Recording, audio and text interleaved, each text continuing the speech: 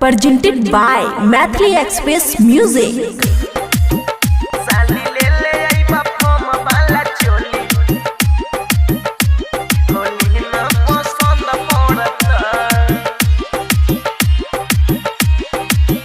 खुशी recording studio बलुआहा।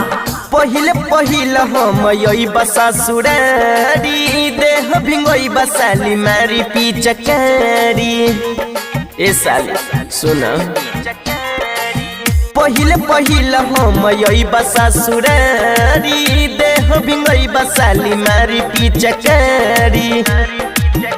अरे रंगा भाइयों वीर तोहके करी न ये लरजी खुश रहबो साली न गजान होइता न गजान होइता।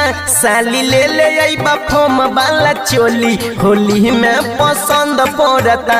साली ले ले आइबा फोम वाला चोली होली में पसंद पड़ता।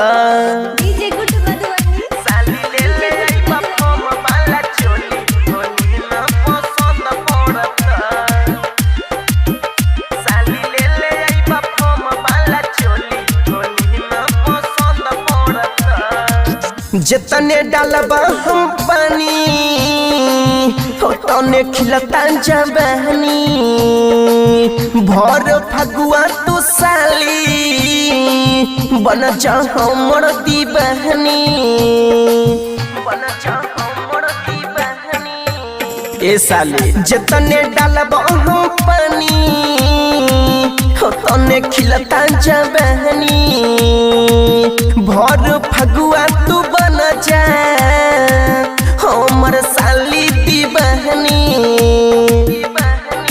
सुना दोसरा के भाव तू तन को न दीहा बात मन नहीं त खीस बरता नहीं त खीस बरता।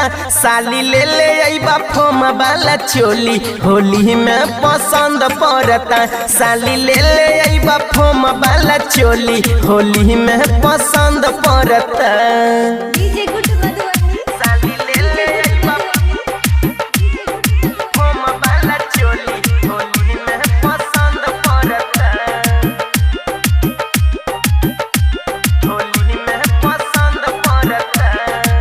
खाई के यही बान भांग के गोला साली ऐसे न बोला ओ मन यक्की के जैसान छियै हम भोला। ए साली सुना खाई के यही बान भांग के गोला साली ऐसे न बोला ओ मन यक्की के छिए हम भोला। की सोना लाल के बात तहु मान दोसर के हुके न पसंद करी है न पसंद करी है। साली ले ले आइबा फोम वाला चोली होली में पसंद पड़ता।